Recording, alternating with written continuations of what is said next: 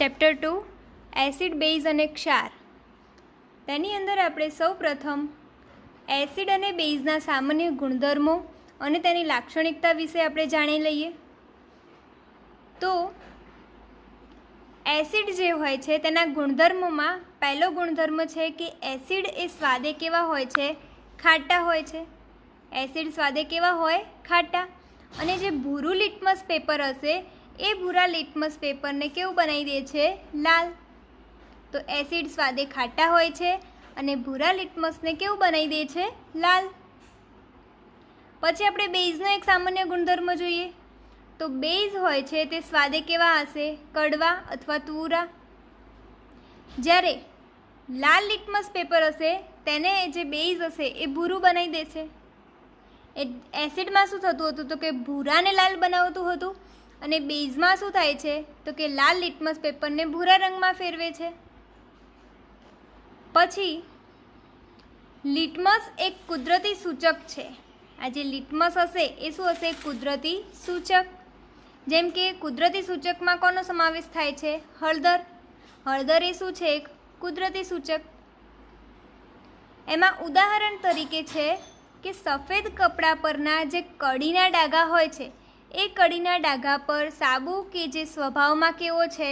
Basic. તે ઘસવાથી કે રગડવાથી ડાઘ જે હશે એ લાલાશ પડતા કથ્થઈ રંગનો બની જાય છે. જ્યારે કોઈ ડાઘ પડ્યો હશે એ ડાઘની અંદર આપણે સાબુ ઘસીશું તો સાબુ ઘસવાથી શું થાય છે? ત્યાં કથ્થઈ કલરનો ડાઘ પડી જાય છે. તેમજ જ્યારે કપડાને આપણે વધુ પડતા પાણીથી ધોવામાં આવશે તો ફરીથી તે કેવા રંગમાં ફેરવાઈ જશે? પીળા રંગમાં. એનું કારણ શું?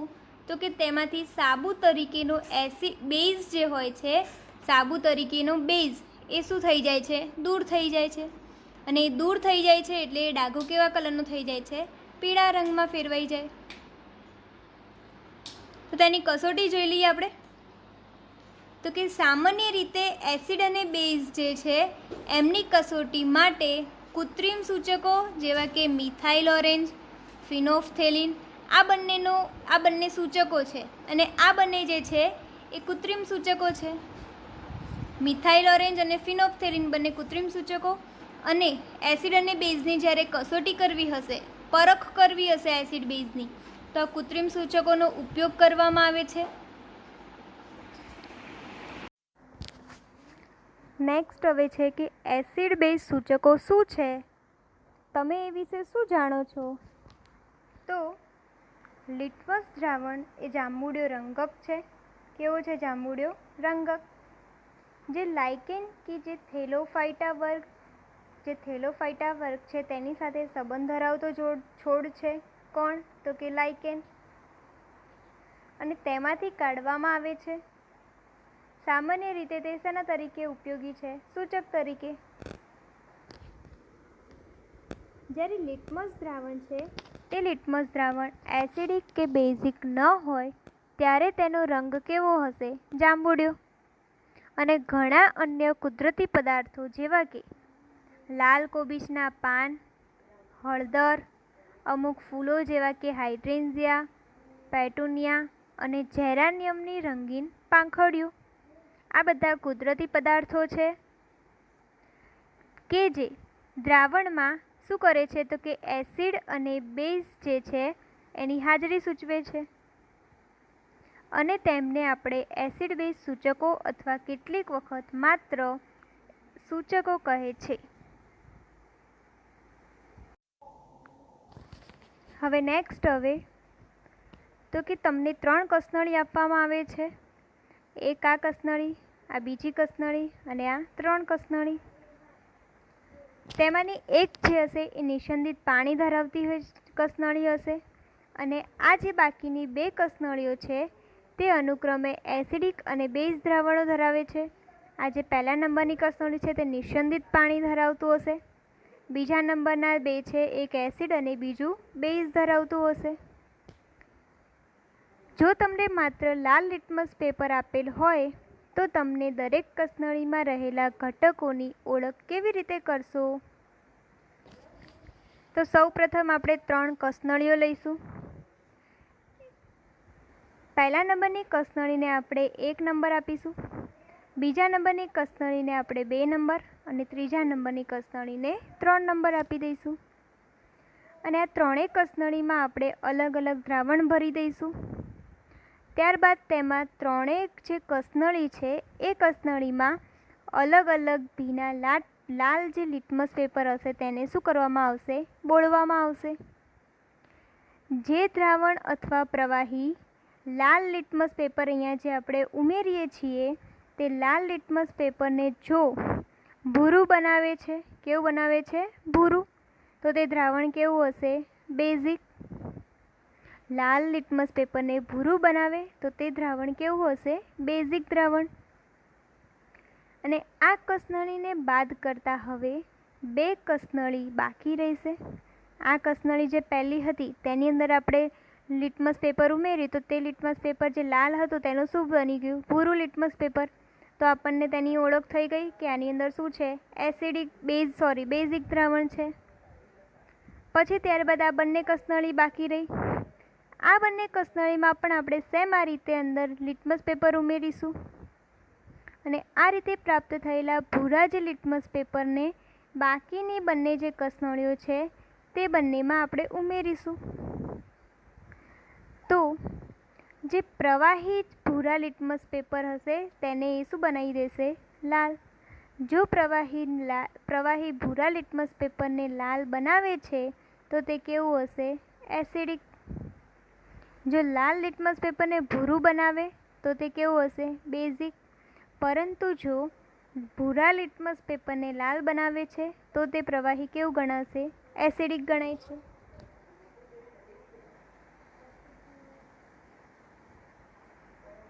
ત્યારબાદ બાકી રહેલ ત્રીજી કસનળીમાંનું દ્રાવણ આપણે પ્રવાહી પર લિટમસ પેપરની કોઈ જ અસર થતી જોવા મળતી નથી.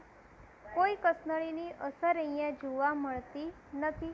તેમાં ત્રીજા નંબરની કસનળીમાં તો તે પ્રવાહી કેવું હશે? નિસ્યંદિત પાણી હશે. પાણી હશે તો એ કેવું હશે? નોર્મલ હશે. નોર્મલ હશે તો તેમાં કોઈ જ પ્રકારની અસર આપણને જોવા મળશે નહીં. તો આપણને એસિડ અને બેઝની પરખ થઈ ગઈ. ભૂરા લિટમસ પેપરને લાલ બનાવતું હતું અને લાલ જે લિટમસ પેપર હતું તેને ભૂરું બનાવતું હતું. પછી ટૂંકમાં આપણે જોવું હોય તો કસનળી 1 જે છે તેમાં પ્રવાહી દ્રાવણ હતું. એમાં લાલ લિટમસ પેપરને જો ભૂરું બનાવે તો તે કેવું છે? બેઝિક.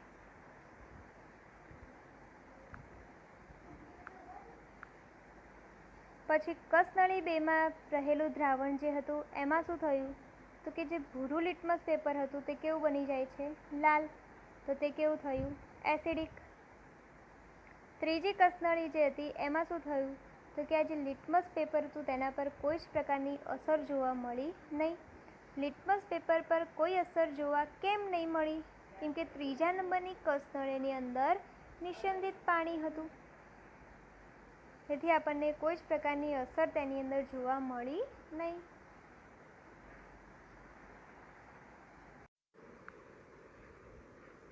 ત્યારબાદ પ્રયોગશાળામાં એસિડ અને બેઝની પરખ કેવી રીતે થઈ શકે છે?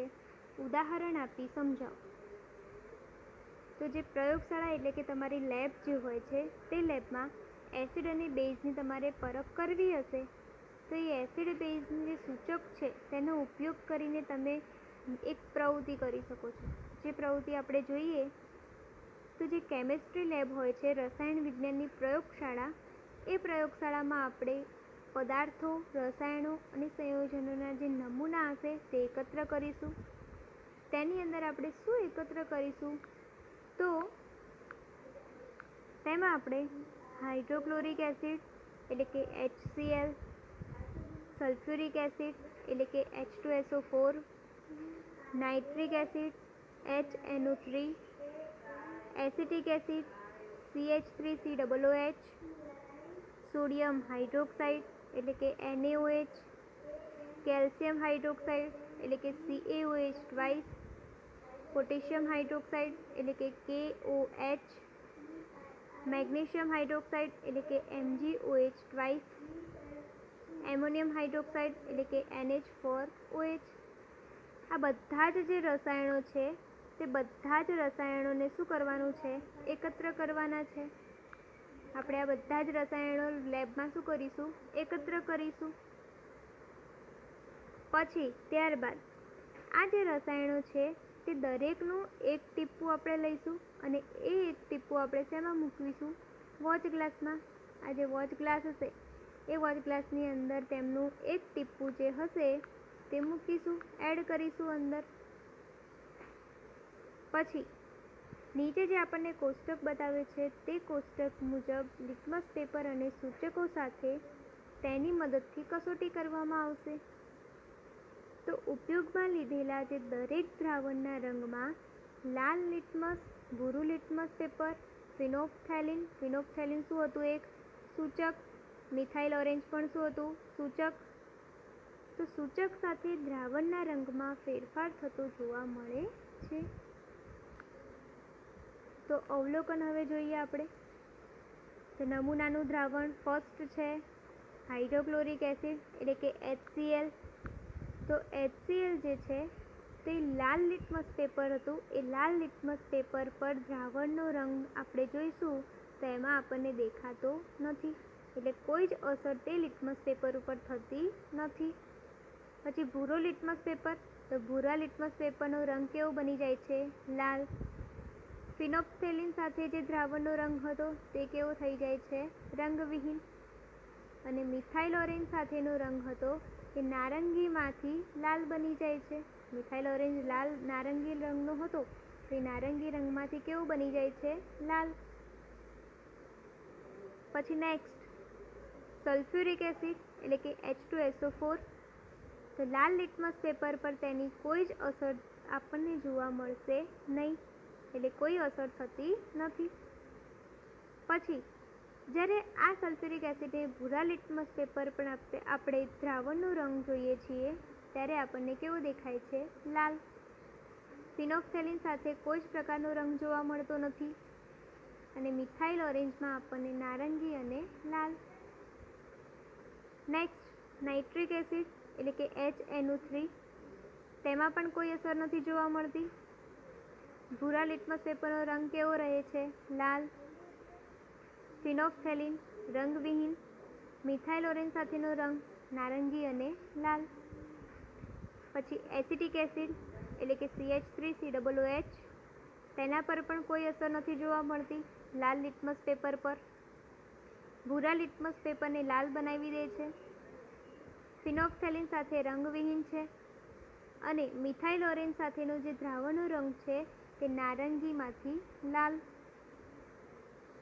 પછી સોડિયમ હાઇડ્રોક્સાઇડ એટલે કે NaOH જે લાલ લિટમસ પેપર છે તેને કેવો રંગ બનાવી દે છે? ભૂરો. ભૂરા લિટમસ પેપર પર કોઈ પ્રકારની અસર જોવા મળતી નથી.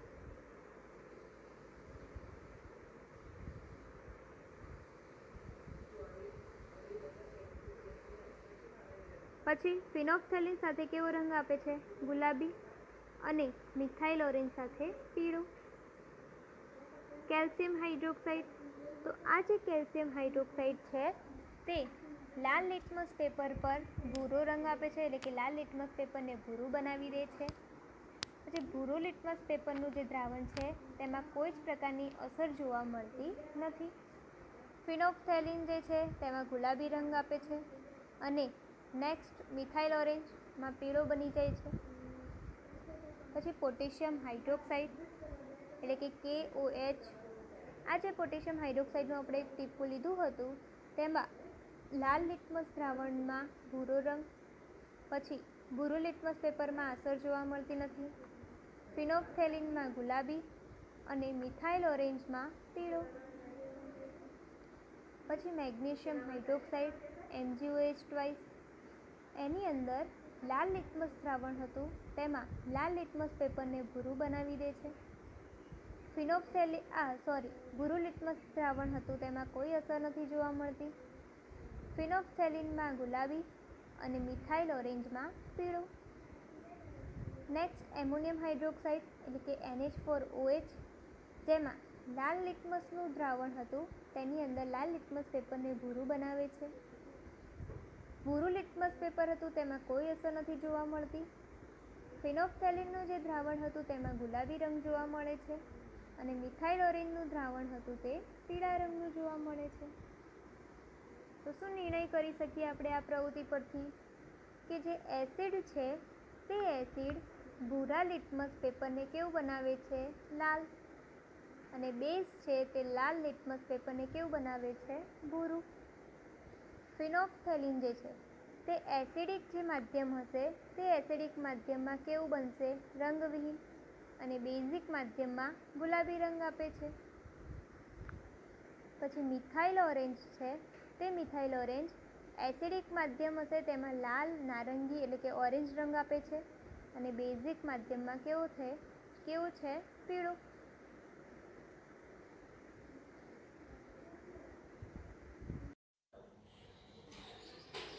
હવે આપણને એવો પ્રશ્ન પૂછી શકે કે આ જે ઘ્રાણેન્દ્રિય સૂચકો છે તેમની ટૂંક નોંધ લખો.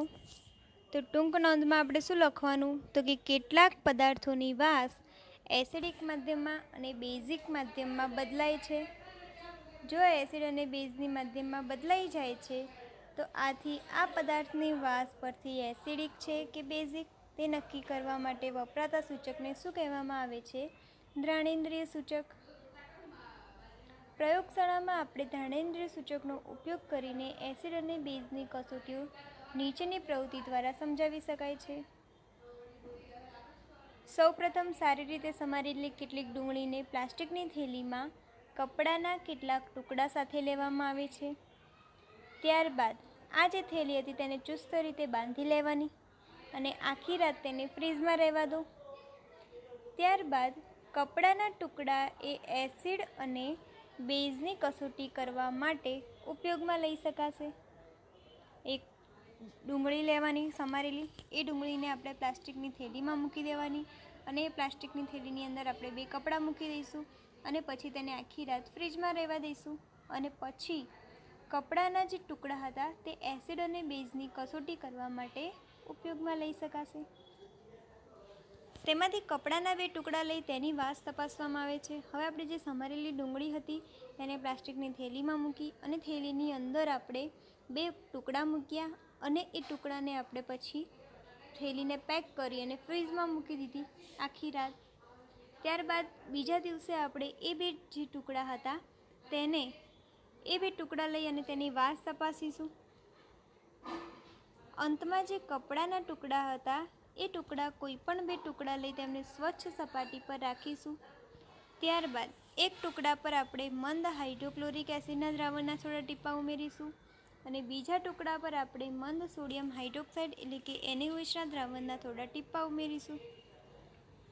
ત્યારબાદ બંને જે ટુકડા હતા તેમને ચોખ્ખા પાણીથી આપણે સાફ કરી લઈશું, ધોઈ દઈશું અને ફરીથી તેમની વાસ તપાસવામાં આવશે. તેના અવલોકનો નોંધીશું. પછી ત્યારબાદ એક કસનળીમાં આપણે થોડું મંદ HCl લેવામાં આવે છે, મંદ HClનું દ્રાવણ, અને બીજી કસનળીમાં મંદ NaOHનું દ્રાવણ લેવામાં આવે છે. બંને કસનળીમાં મંદ વેનીલા અર્કના થોડા ટીપાં ઉમેરવા અને બરાબર હલાવવું. પછી બંને જે કસનળી હતી તેની અંદર આપણે વેનીલા અર્કના ટીપાં ઉમેરીશું. જે મંદ HCl વાળી કસનળી અને મંદ NaOH વાળી જે કસનળી હતી તે કસનળીની અંદર આપણે વેનીલા અર્ક ઉમેરીશું. ફરીથી એકવાર તેની વાસ તપાસવી અને જો વાસમાં કોઈ ફેરફાર હોય તો તેની નોંધ કરવામાં આવે છે. તેવી જ રીતે મંદ HCl અને મંદ NaOHના દ્રાવણ સાથે લવિંગના તેલની વાસમાં થતો ફેરફાર તપાસીને તેનું અવલોકન કરવામાં આવે છે. તો અવલોકનના આધારે નક્કી કરો કે વેનીલા, ડુંગળી અને લવિંગ પૈકી કોને ઘ્રાણેન્દ્રિય સૂચક તરીકે ઉપયોગમાં લઈ શકાય? તો એનો નિર્ણય છે કે કોઈ પણ પદાર્થ કે જે કોઈ એક ચોક્કસ વાસ એસિડિક માધ્યમમાં ધરાવતો હોય અને બેઝિક માધ્યમમાં જુદી જુદી વાસ ધરાવતો હોય તો તે એસિડ બેઝ ઘ્રાણેન્દ્રિય સૂચક કહેવામાં આવે છે.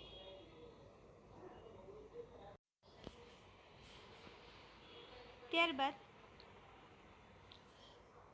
આપણે નિર્ણય લઈ શકીએ કે પ્રક્રિયામાં ધાતુ એસિડમાંથી હાઇડ્રોજન વાયુનું શું કરે છે? વિસ્થાપન કરે છે. અને એ જે વિસ્થાપન કરે છે તેને આપણે ડાયહાઇડ્રોજન વાયુ કહે છે, અથવા ડાયહાઇડ્રોજન વાયુ તરીકે આપણે તેને જોઈ શકીએ છીએ.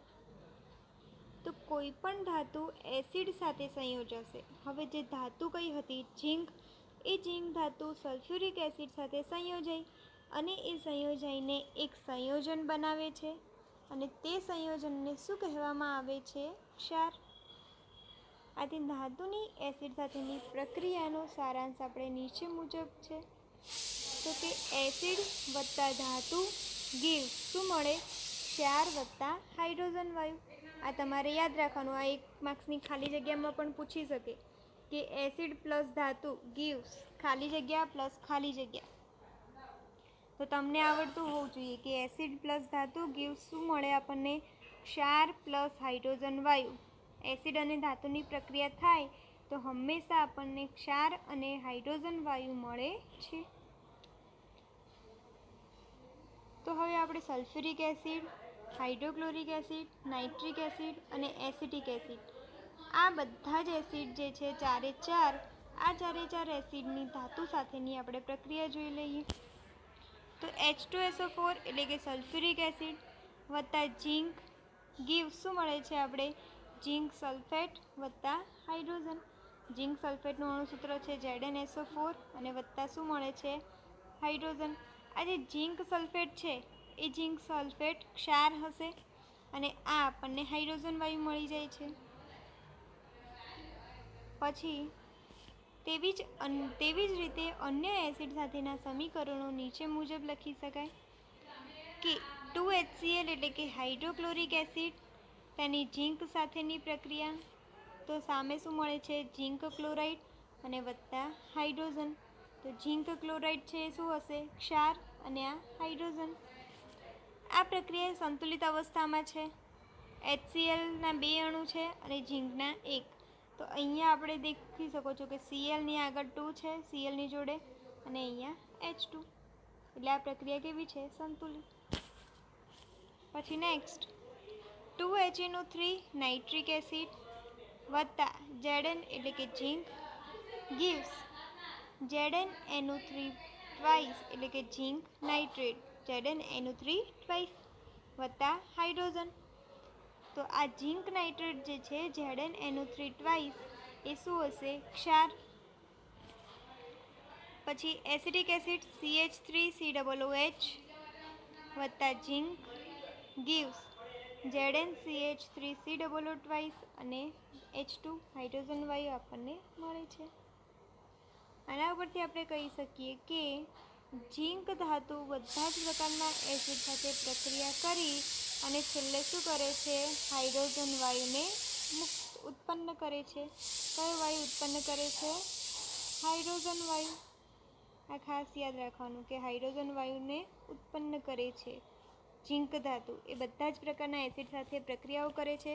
તમે અહીંયા જોઈ શકો છો કે આ ઝીંક ધાતુ છે એ પહેલાં સલ્ફ્યુરિક એસિડ સાથે પ્રક્રિયા કરી તો પણ આપણને અહીંયા હાઇડ્રોજન વાયુ મળી ગયું. HCl એટલે કે હાઇડ્રોક્લોરિક એસિડ સાથે પ્રક્રિયા કરી તો પણ આપણને હાઇડ્રોજન વાયુ મળ્યો. નાઇટ્રિક એસિડ સાથે પ્રક્રિયા કરી તો પણ આપણને હાઇડ્રોજન વાયુ મળી ગયું. એસિડિક એસિડ સાથે પ્રક્રિયા કરી તો પણ આપણને હાઇડ્રોજન વાયુ મળી ગયું.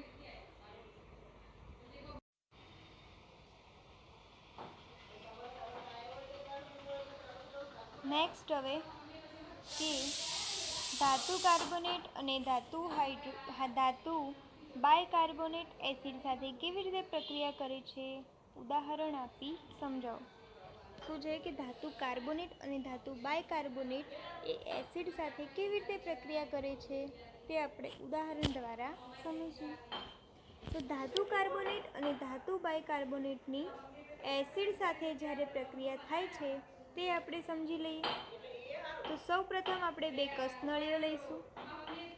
ત્યારબાદ તેમને A અને B નામ આપી દઈશું. 2 કસનળી, એક કસનળીનું નામ A અને બીજી કસનળીનું નામ B.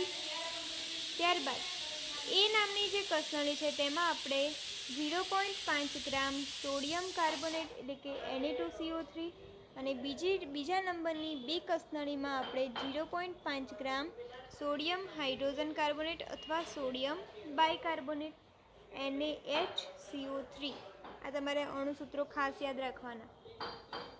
સોડિયમ કાર્બોનેટ હશે તો તેનું અણુસૂત્ર શું થશે? Na2CO3.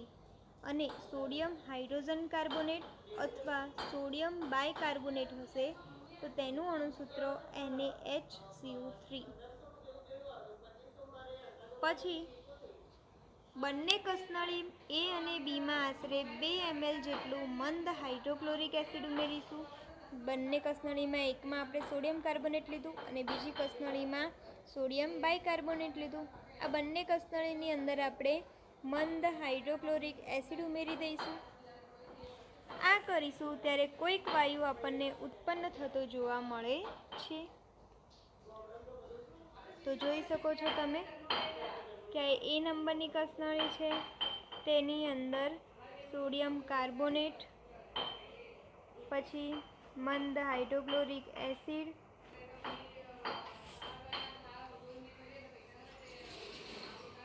આ બૂચ છે કસનળીની ઉપર, થીસલ ફનેલની ગળણી છે,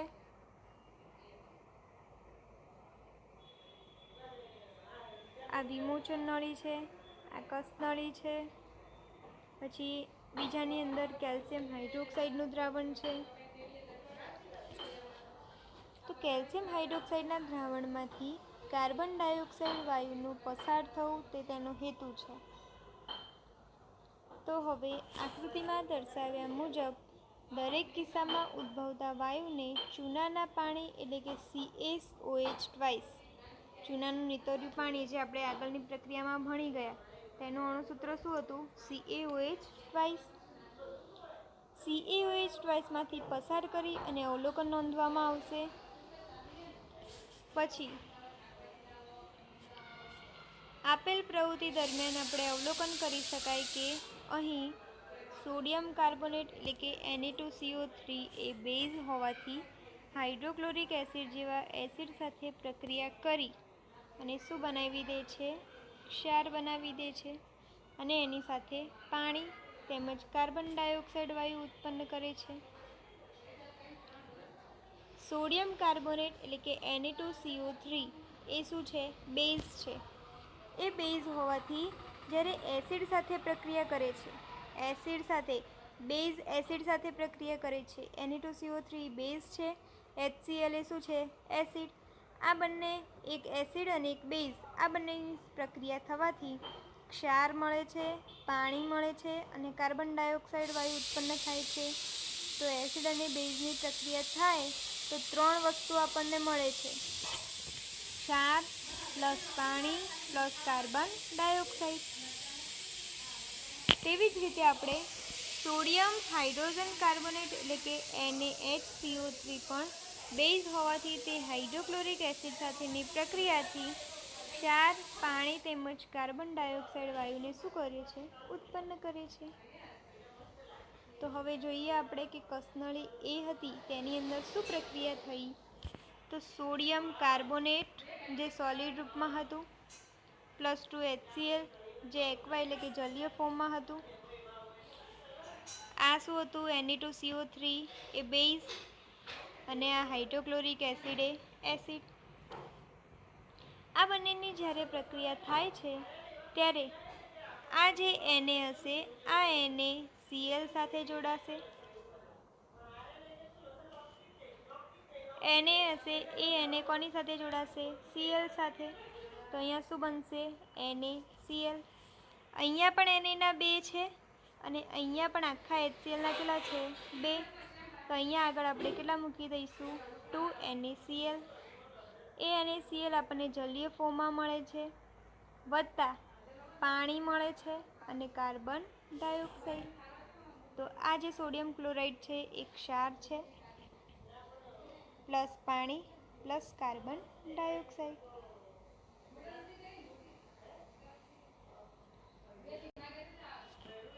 આ એસિડ છે. પછી કસનળી બીની અંદર શું પ્રોસેસ થઈ? તો કે NaHCO3 એ પણ બેઝ છે, એટલે કે sodium hydrogen carbonate. Sodium hydrogen કાર્બોનેટની હાઇડ્રોક્લોરિક એસિડ સાથે પ્રક્રિયા થઈ અને આ જે Na હતો આ Na કોની જોડે જોડાશે? Cl સાથે. તો શું બની જશે અહીંયા? NaCl સોડિયમ ક્લોરાઇડ વત્તા પાણી અને CO2. અહીંયા હાઇડ્રોજન અને આ હાઇડ્રોજન એટલે H2 અને O પ્લસ. અહીંયાથી એક O જાય તો કેટલા વધે? 3માંથી 1 જતો રહે તો 2, એટલે શું મળી ગયું? CO2 કાર્બન ડાયોક્સાઇડ, જે ગેસ ફોર્મમાં હતું. ઉદ્ભવતા કાર્બન ડાયોક્સાઇડ વાયુને ચૂનાના પાણીમાંથી, ચૂનાનું પાણી એટલે CaOH2, તેમાંથી પસાર કરવામાં આવશે તો કેલ્શિયમ કાર્બોનેટના સફેદ આપણને અવક્ષેપ મળે છે. તો ચૂનાનું નિત્રિય પાણી જેનું સૂત્ર શું હતું? CaOH2 પ્લસ કાર્બન ડાયોક્સાઇડ વાયુમાંથી આપણે તેને પસાર કરીએ છીએ તો શું મળે છે? કેલ્શિયમ કાર્બોનેટ, જેના સફેદ અવક્ષેપ મળે છે. CO3 પ્લસ H2O, જે લિક્વિડ ફોર્મમાં મળે છે, પ્રવાહી અવસ્થામાં. વધુ માત્રામાં કાર્બન ડાયોક્સાઇડ વાયુ પસાર કરવાથી નીચે મુજબની પ્રક્રિયા થઈ પાણીમાં દ્રાવ્ય પદાર્થ ઉદ્ભવે છે. તો CaCO3 ને જ્યારે આપણે આ જે CaCO3 મળ્યો હતો કેલ્શિયમ કાર્બોનેટ, આ CaCO3 ને આપણે પાણી સાથે પ્રક્રિયા કરી, એટલે કે પાણીમાં વધારે દ્રાવ્ય રાખીએ તો શું થાય છે? કાર્બન ડાયોક્સાઇડ, વધુ માત્રામાં કાર્બન ડાયોક્સાઇડ વાયુ પસાર કરવાથી શું પ્રક્રિયા થશે? તો કે CaHCO3 અને ટ્વાઇસ, જે પાણીમાં કેવું મળી જશે? દ્રાવ્ય.